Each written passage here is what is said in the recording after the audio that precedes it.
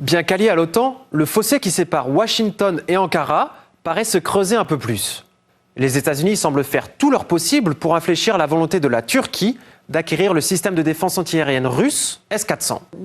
Nous sommes opposés au fait que certains de nos partenaires et de nos alliés à travers le monde puissent potentiellement acheter des S-400. Et pour y parvenir, tous les moyens sont bons.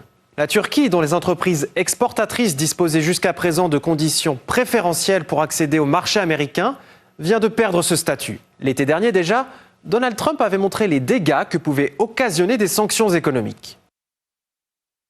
Je viens juste d'autoriser le doublement des taxes douanières sur l'acier et l'aluminium en provenance de Turquie, puisque leur monnaie, la livre turque, descend rapidement contre notre dollar qui est fort.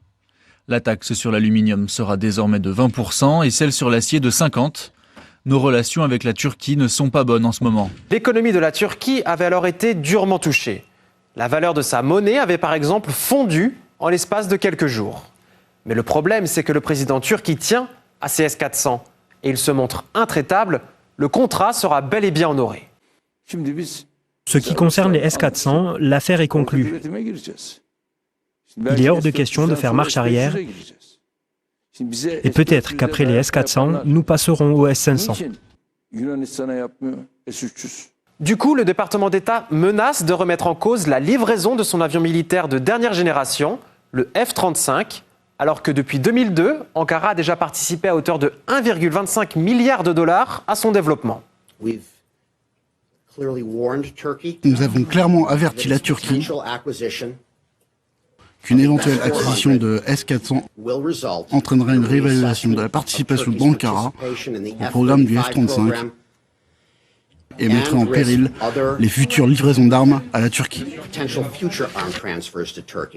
En effet, les militaires américains redoutent que l'acquisition de S-400 soit un danger pour les secrets de fabrication du F-35, qui est justement censé échapper au système russe. Mon meilleur conseil militaire serait d'éviter une exploitation conjointe du F-35 avec un allié qui utilise des systèmes russes, surtout des systèmes de défense antiaérienne qui ont probablement des capacités technologiques qui comptent parmi les plus avancées. Mais Washington risque de se trouver confronté à une situation similaire avec d'autres de ses alliés. Le Qatar, par exemple, pense à acquérir le système antimissile russe. Le Premier ministre indien a lui franchi le pas en octobre dernier, lors d'une annonce rendue publique à l'occasion de la visite du président russe Vladimir Poutine. Et toutes ces défections ne sont pas pour plaire aux autorités américaines. En effet, au même titre que la Turquie, l'Inde s'est vue privée de ses avantages douaniers.